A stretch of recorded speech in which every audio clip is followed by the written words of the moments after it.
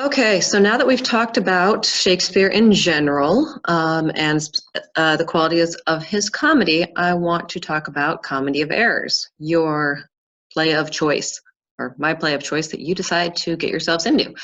So a couple of facts about Comedy of Errors. The first is that it is actually Shakespeare's first comedy. It's his third play. He wrote two histories before that, and it's also his shortest play. So it's a good introduction to Shakespeare because even though it keeps those five acts, the acts and the scenes are not as long, and so it's a little bit more accessible.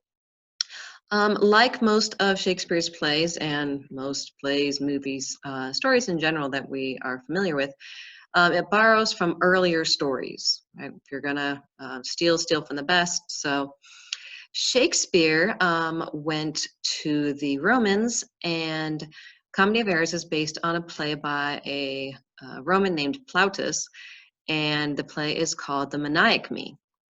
Um, he took the original story and then he added some tweaks of his own to make it more of a comedy and modernized it a little bit to make it more entertaining.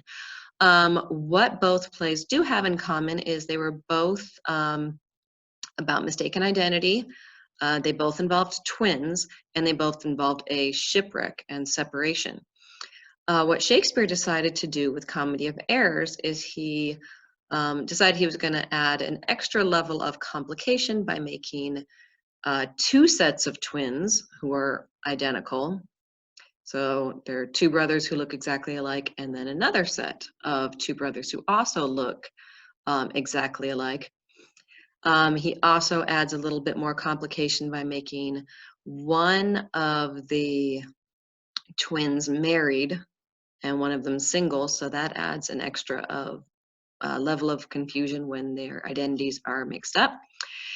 And he also adds a little bit more drama by having the overshadowing aspect that one of the characters is facing imminent death if his situation is not resolved by the end of the play. Um, as we get into Act 1, Scene 1, you may recall that we talked about how the first act is always the exposition. It lays out the backstory, sort of leads into the main conflicts and the dramas that the characters are going to be facing. In Comedy of Errors, it's important to notice that Shakespeare uses what are called three unities that Aristotle defined as part of good theater. The first is the unity of time, which means the entire play takes place within 24 hours.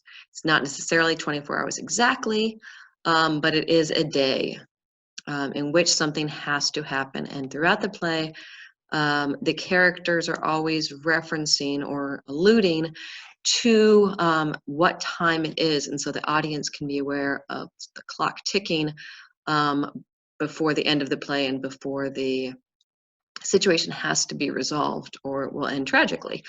The other unity he talks about is the unity of place. With the unity of place, everything takes place in one location. Even though characters may have come from many, many other environments, all the action of the play takes place in one location. In this case, it's the town of Ephesus. He doesn't do this with all of his plays. Some of his other plays jump around, like Midsummer Night's Dream, which the other class is doing. But for his first play, he decided he was going to stick with that unity of place. And the third unity is what's called the unity of situation, where the whole story is focused around one main plot.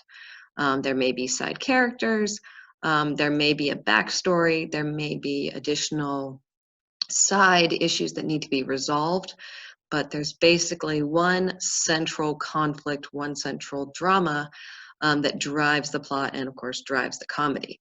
So that's known as a unity of situation. In Act 1, Scene 1, the audience is introduced to the characters and their conflict. It shows the tragic beginning and lays out at least one of the main issues that will need to be resolved.